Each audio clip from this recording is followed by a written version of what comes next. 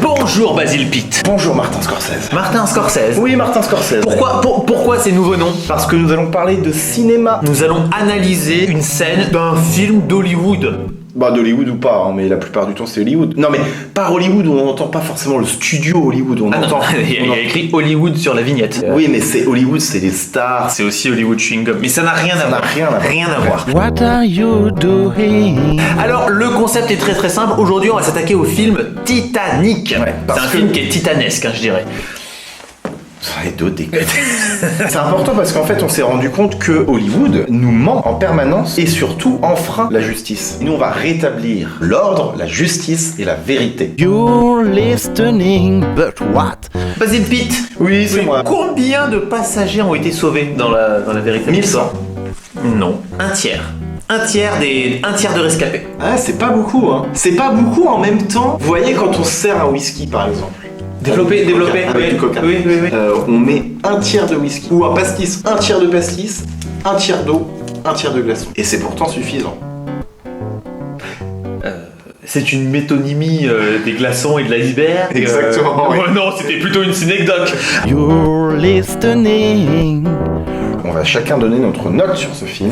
Ah, j'ai adoré ce film. C'est une note sur 15. Sur 15. Ouais, non, une note sur 13 même. Une note sur 13. Ça sera toujours définitivement à partir de l'épisode une note sur 13. Moi, franchement, j'ai mis un bon 10 sur 13. 10, on serre la main et on en reste là. 10 sur 13, vendu. On va zoomer, évidemment, aujourd'hui, la scène finale, Ouais, la scène celle qu'on où a Jack tous. meurt. Bien sûr. Il meurt. Ça m'énerve. Dans d'atroces souffrances. Oui, il meurt gelé dans l'eau. Est-ce que c'est d'atroces souffrances? Et ce qui est un peu curieux, c'est qu'on a récupéré des photographies du making of Ouais. et qu'on voit que cette Le bras fameuse planche sur laquelle Kate, elle est d'ailleurs, elle est complètement comme ça, hein, Kate. Ah, mais elle est en vacances, hein. Elle est comme ça sur sa La tête à l'ombre, le cul au soleil, même, je dirais. Cette planche est suffisamment grande pour accueillir 2 personnes. Véridique ou pas? Ah bah selon moi oui. Selon les photos, oui. Bah, selon les photos, et puis même moi je suis tombé sur des vidéos du tournage. Et sur les vidéos, il y a des photos, vous regarderez, c'est comment il s'appelle le Jean-Jacques Goldman. Non, Cameron. Ah non, rien à voir. James Cameron. Et bah il est aussi lui dans le combi et il est là pour leur dire non, fais plutôt comme ça, il est à côté. Et quand il est à côté, on se rend vraiment compte que limite ils auraient pu être 3 sur cette planche. 3 Oui. C'est une planche de 2 mètres, 2 C'est mètres plus 10. une planche, c'est une plancha, on fait une raclette dessus. Oh.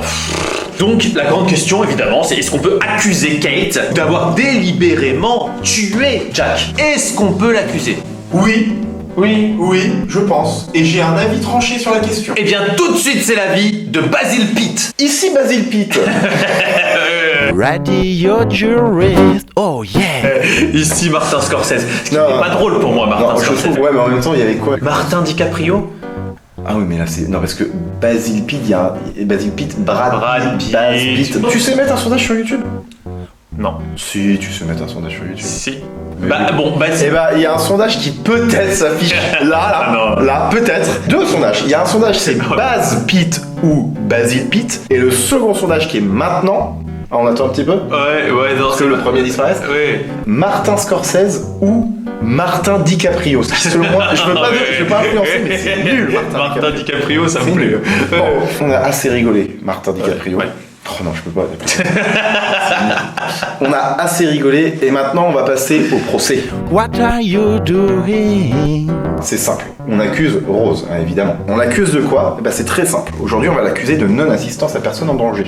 Oui. Alors, la non-assistance à personne en danger consiste, je lis, parce que c'est précis, à s'abstenir de porter secours à quelqu'un qui est en détresse. Cette abstention est punie par la loi. L'auteur de la non-assistance à personne en danger peut être poursuivi en justice, au pénal et au civil. Au pénal. Au pénal! Ah ouais. Ouais, au pénal. Et au pénal, ça craint. Ça veut dire qu'on prend de la zonze. On peut prendre de la zone, On va au ou en tout cas des grosses amendes. Ouais. On va s'intéresser ici, petit juriste que vous êtes, vous voulez tu veux l'article. Basil Pitt. Oui. Donnez-moi l'article. À l'article 223-6 du code pénal. Ouais, c'est lui qui va nous parler en fait de la non-assistance à personne en danger. Alors il va donner la peine évidemment, mais il va donner surtout les conditions pour remplir cette non-assistance à personne en danger. Je suis tout oui. On va les prendre dans l'ordre. Alors, déjà, le fait pour quiconque pouvant empêcher par son action immédiate, sans risque pour lui ou pour les tiers, soit un crime, soit un délit contre l'intégrité corporelle de la personne, s'abstient volontairement de le faire. Et là, on se rend compte que on a oublié le début de la phrase et que ça, on dirait qu'il n'y a pas de ponctuation. Ça veut dire que si on voit que quelqu'un est en danger, un danger grave et imminent, et qu'on peut faire quelque chose pour l'aider sans que nous, en le faisant, ça nous mette nous-mêmes en danger. Par exemple, vous tombez dans une rivière, je peux vous jeter une corde pour vous aider. Si j'ai pas de corde et que je suis obligé de plonger moi-même et de me mettre en danger, Là, effectivement. voilà, et si ça on le fait pas, et ben là on encourt une sanction. D'abord, première condition, il faut une personne en péril. Est-ce que Jack est en péril? Complètement. Alors, tu me dis complètement, pour vous c'est quoi une personne en péril? Quelqu'un qui est en train de mourir, quoi. Donc forcément il va mourir, ou ça peut être, est-ce que par exemple vous considérez que s'il va perdre un bras c'est un danger imminent aussi quoi? Oui. Oui, donc c'est que mourir évidemment. Ou souffrir. Est-ce qu'on remplit là personne en péril? Oui. Complètement. Je vais vous dire pourquoi cette personne est en péril, parce qu'il est dans de l'eau froide, clairement. Alors, l'eau froide, selon moi, alors j'ai fait une petite recherche, il était 4h du matin. Il était 2h20 du matin. Presque. On était au mois de mars, On était au mois d'avril. en 1913. 1912, oui, c'est ça. Il est évident que l'eau faisait 2 degrés. Et ben, alors vous n'êtes pas si loin de la vérité. Il faut savoir qu'on se trouve à ce moment-là dans l'océan Atlantique Nord. C'est dommage qu'on n'ait pas une carte. Qu'est-ce que je vois là? Rapprochez. L'océan Atlantique, Alors, c'est ici, là. Océan Atlantique. C'est tout ça, là. On était où, alors? Là, dans le nord, donc par là. Là où il y a écrit some place. Ouais, bah ça, Go. évidemment, c'est On dirait que c'est là où il y a écrit go. Ouais. Au mois d'avril, en cette période de l'année, on est la nuit, évidemment, à 2h du matin. La température de l'eau fluctue entre 1,5 degré et 2 degrés. Je dis Vous étiez pas mal. Donc on meurt. Les chiffres scientifiques et médicaux sont les suivants. Habituellement, une personne meurt au bout de 15 minutes dans de l'eau, dans de la flotte, à 5 degrés. Donc là, elle est encore plus basse. Donc je dirais 7 minutes. 7 minutes. Jack a 7 minutes de À la louche. À la louche. Oui. À la louche. À la louche, manouche. À la genou qui se touche. You're listening. Première condition, elle est remplie, et elle est bien remplie. Deuxième condition, le péril doit avoir un caractère grave et immédiat. Vous venez donc grave évidemment, parce que là il y a un risque de mort. Vous venez de l'énoncer parce que vous êtes un peu le médecin de cette chaîne. Et vous avez dit qu'il lui restait à peu près combien de temps? 7 minutes. 7 minutes, donc je pense que immédiat on y est. Le danger doit véritablement exister. Bon je ne sais pas pourquoi, mais c'est dans le code pénal. Et là oui, il existe véritablement, il n'y a pas de problème. Ensuite, une autre condition, et pas des moindres, et c'est là où vous allez, je sens qu'elle vous titille celle-là, il faut une abstention de porter secours. Est-ce qu'elle lui a porté secours? Non. Non. Est-ce qu'elle lui a dit viens monte? Non. Non. Est-ce qu'elle a tendu une main? Non. Je vous rappelle qu'elle a trompé son fiancé. Et moi, Rose, Oh là là. je l'aime de moins en moins. Rose, Putain. You're listening. Encore une condition, Martin Scorsese DiCaprio. Et de plus en plus long. Oui, vas-y, vite. L'abstention doit être volontaire. Ça veut dire quoi? Ça veut dire que l'infraction n'est pas constituée si la personne poursuivie n'a pas eu conscience de l'existence d'un péril ou de la gravité du péril. elle avait Là, conscience. à moins qu'elle soit complètement zinzin. Elle était peut-être neuneux. Elle l'est pas, neuneu. Elle est un peu cucu la praline. Ah, Basile Pitt. Oui. Elle est un peu zinzin. Elle est un peu zinzin, oui. Zinzin la praline, oui. Bon, non mais, elle est zinzin la praline. Non, arrêtons de tourner autour du pot. Elle est un peu nunuche. Pour moi, encore une condition de rempli. Oui, elle était. Elle a volontairement refusé de lui tendre une main. Vous savez, monsieur Scorsese DiCaprio, Oui. le louche. Martin Lelouch. Vous savez, Martin Lelouch. Refuser de tendre une main à un ami. Refuser une main. Refuser de tendre une main à un amant. En plus, son mari vient de mourir. Hein. N'est-ce pas là la preuve du démon de cette personne? Gérard Darmon. Ready your jurist, yeah man. Bon, et enfin, il nous faut, et c'est le plus important de cette vidéo, je pense, il faut une assistance possible.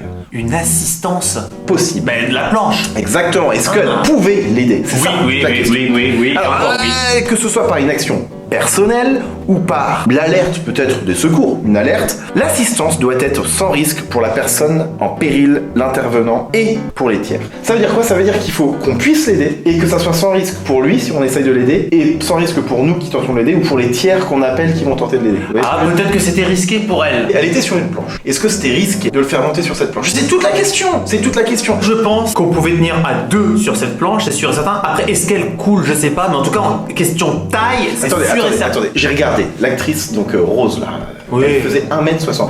Alors que Jack, il fait 1m87, il me semble, ou 86, quelque chose comme ça. Vous avez 1 mètre. Ouais. 1m69, c'est là. Ça c'est la taille de Rose, ok? Ouais. Pas très très grande. Ah si, elle est grande. Hein. Bah, elle est grande pour une femme à cette époque. Oui. 1m80, allez, même 90, c'est là. Voilà. Oui. Vous voyez bien qu'il y a donc une différence, c'est précis ce que je dis, hein, de Oui. ça. Voilà, ça c'est la différence entre les deux personnages. Si vous regardez, on voit qu'elle prend pas toute la planche. Donc en termes de taille, de longueur, il pouvait rentrer. Mais de largeur. Si lui il se met sur la planche comme ça et qu'elle se met sur lui, parce qu'on se dit à 2 sur la planche. Oui, c'est vrai qu'il pouvait se mettre l'un sur l'autre comme en sandwich. Et on équilibre le poids.